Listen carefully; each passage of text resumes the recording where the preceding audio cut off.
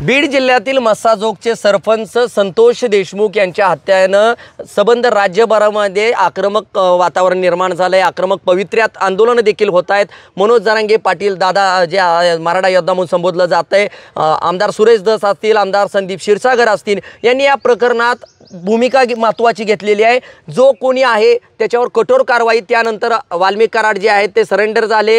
हे सगळं प्रकरण पार पडल्यानंतर वाल्मिक कराड जे खंडणीमधील मुख्य आरोपी आहेत त्यांना खुनाचा गुन्हा दाखल त्यांच्यावर करा अशी देखील मागणी आमदार सुरेश धस सातत्यानं करतायत। मात्र नव्या या प्रकरणामध्ये अपडेट येताना पाहायला मिळतात। एक गंभीर प्रकरण आणि गंभीर आरोप जे आहेत ते समोर आल्यानंतर आता वाल्मिक कराड यांची बॅक हिस्ट्री जी आहे ती समोर येताना पाहायला मिळते। वाल्मिक कराड यांनी हार्वेस्टर मशीन धारकांकडून प्रति 8 लाख रुपये अनुदान मिळवण्यासाठी घेतले असल्याची धक्कादायक माहिती जी आहे ती समोर माध्यमांना मिळाल्यानंतर आपण थेट आज ज्या शेतकऱ्यांनी पैसे स्वतः दिलेत आणि याची सविस्तर माहिती देण्यासाठी आपल्या समेत माडेचे शेतकरी अमरजी पालकर आहेत। अमरजी, काय सांगाल नेमकं हार्वेस्टर मशीन, अनुदान आणि वाल्मिक कराड हे काय नेमकं त्रिगमी संगम काय? अनुदान शेतकरी म्हणजे हे महाडीबीटी पोर्टलचं काम आहे। केंद्र शासन आणि राज्य शासन मिळून अनुदान देतं। ह्याला 3-3 हजार कोटी निधी येतो, पण हा निधी दुसरीकडेच वापरला जातो। ह्याचं कारण म्हणजे ही 40% सबसिडी आहे, ह्याला दोघं मिळून देतात। पण ह्या लोकांना म्हणजे आम्ही जी सुशिक्षित बेकार लोक आहे, आम्ही जी आमची शेतं घाण ठेवून जे कर्ज काढून हार्वेस्टर मशीन घेतलं आहे ह्यांच्याच कारखान्याला चालवतो ना। आम्ही घरीच नेऊन ऊस तोडत आमच्या घरी टाकू शकत नाही ना। ह्यांना गांभीर्यच नाही। शेतकरी मशीन मालक म्हणजे हे किरकोळ समजतात।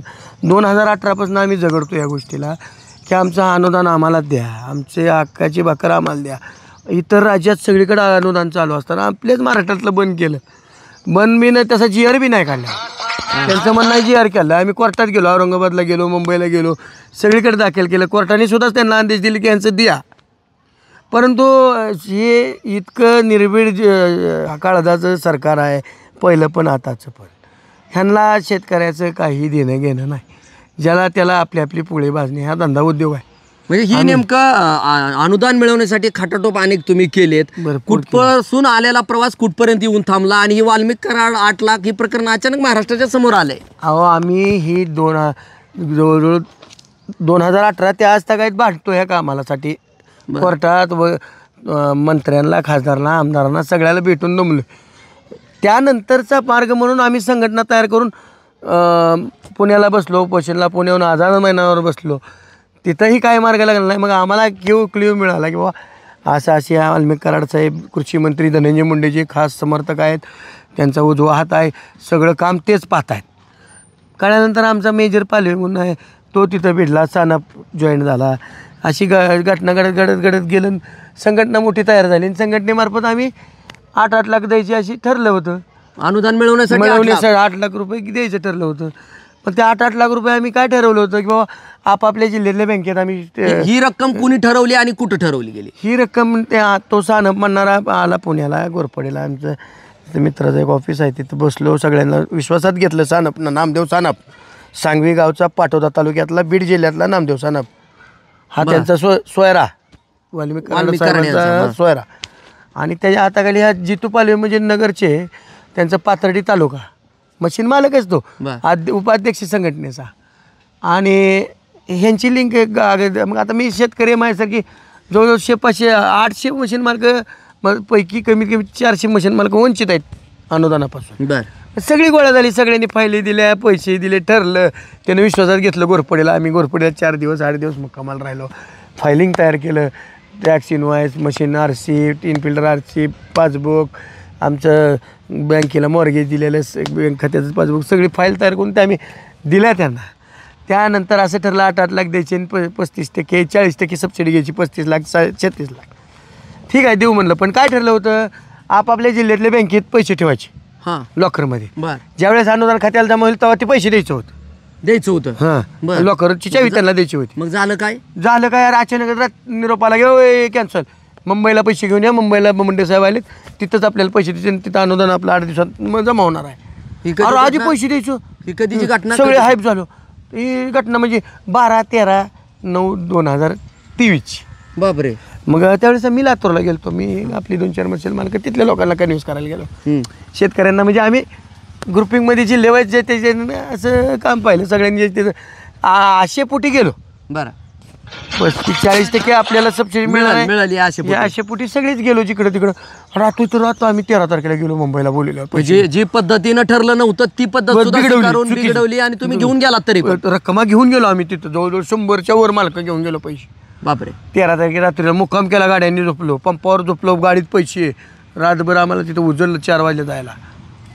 सकाळी आम्हाला सांगितलं मुंडेसाहेब सह्याद्री अतिथी करायला येत आहेत. ही सगळी टीम तिथंच पहिली हां आमच्यातली काय ठीक आहे शानब कराड साहेब पाले. मग तिथे गेल्यानंतर आम्हाला 2 तास लागले म्हणजे आम्ही मंत्रालयापासून तिथं जायला गेलो. गाड्या आमच्या मंत्रालयापाशीच लावलेल्या तिथं 2-2 ठेवली इकडं 150-200 जण आणि सह्याद्री अतिथी करायला ते करून गेलो. मुंडेसाहेब खाली येऊन बसले होते वर आले आम्हाला सांगितलं सगळ्यांनी चहा पाणी झालं. तुम्हाला अनुदान द्यायसाठी माझा प्रयत्न चालू आहे आणि 110% तुमचं काम मार्गी लागेल. बरं त्या ठिकाणी मला मी कराड नामदेव साहेब सगळी होती मंडळी. काही लोकांचे मोबाईल काढून घेतले होते व्हिडिओ काढू नका ह्या मुक्त मग त्या दिवशी रात्रीच्याला आम्ही देवसी रेसिडेन्सी पनवेलच्या हॉटेलवर रक्कमा द्यायच्या ठरलं तिथं तिथं म्हणजे बाहेर आल्यानंतर हां तिथे गेलो त्यांनी आम्हाला बोलवून घेतलं त्या ठिकाणी पैसे घ्यायला. मग पैसे गोळा केले गेले तिथं नामदेव सानप जितू पालवे अगर सगळी मशीन मालकं गोळा झाली. त्यांनी तिथं विश्वासात घेतलं. मग पुण्याची टीम आली सगळ्या जिल्ह्यातली लोकं तिथं आली.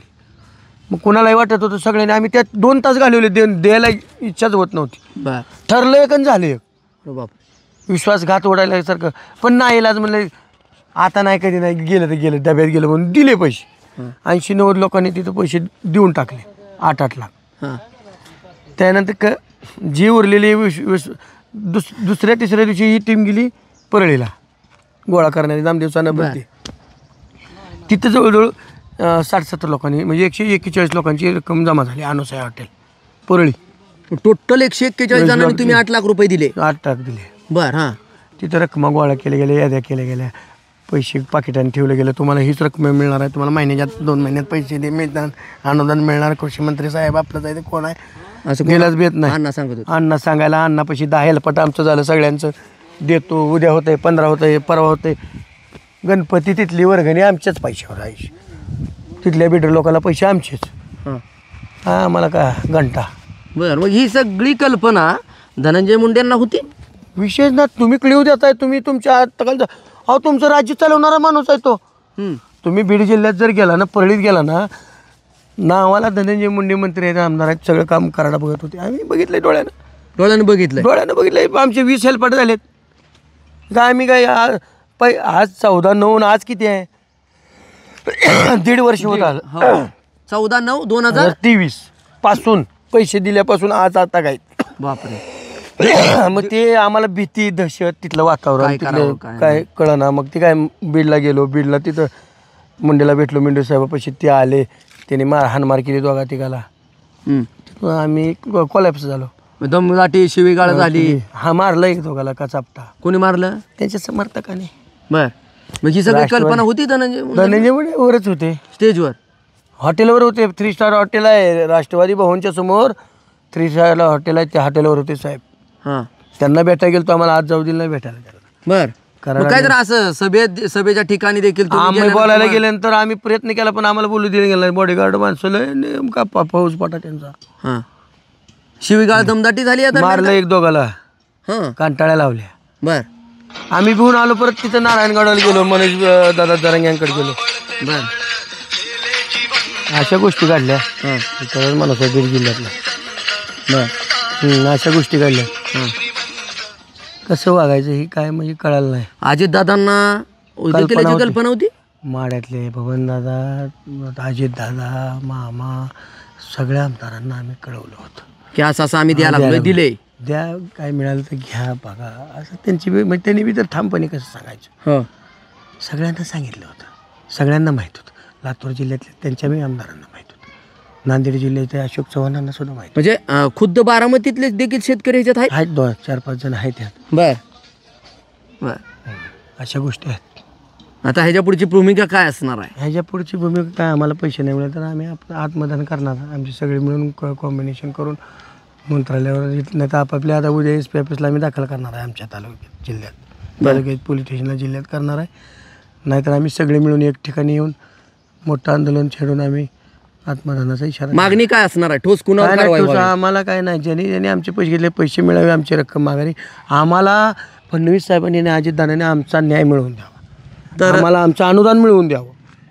तर हे होते अमरजी पालकर, ज्यांनी 8 लाख रुपये प्रति शेतकरी, हार्वेस्टरचे जे शेतकरी आहेत असे राज्यभरातील 141 शेतकऱ्यांकडून 8 लाख रुपयाची जी रक्कम आहे ती जमवण्यात आली होती. वाल्मिक कराड हे या मागचे सूत्रधार होते आणि ही जी रक्कम आहे परळी असेल, मुंबई असेल या ठिकाणी जी आहे ती देण्यात आल्याची माहिती खुद्द ज्या शेतकऱ्यांनी याची रक्कम स्वतः मोजली, कष्टाची कमाई ज्यांनी दिली असे शेतकरी असलेले माड्याचे अमरजी पालकर यांनी ही हकीकत सांगितले. त्यामुळं वाल्मिक कराडचे नवनवे प्रताप असतील, नवनवी बॅक हिस्ट्री असेल ती समोर राज्यभराला पाहायला मिळते. त्यामुळं यामागे नेमका मास्टर माइंड कुठतर कृषी मंत्री धनंजय मुंडे आहेत का याची कल्पना अजितदादांना देखील होती. याबाबत आम्ही देखील माड्याचे आमदार बबनदादा शिंदे असतील, संजय मामा शिंदे असतील यांना देखील या संदर्भातली माहिती दिली होती. अशी देखील खुद्द माहिती जी आहे ती अमरजी पालकर या शेतकऱ्याने माड्याचे दिली. त्यामुळे येत्या काळात वाल्मिक कराडचे आणखी काय नवे प्रताप धनंजय मुंडेंच्या छायेखाली सुरू होते का, आणि नेमकं धनंजय मुंडेसाठीच वाल्मिक कराडची ही रणनीती होती का, असे देखील अनेक सवाल या निमित्तानं समोर येताना पाहायला मिळत आहेत. त्यामुळं हे प्रकरणाकडे देखील आपलं तितकंच लक्ष असणार आहे.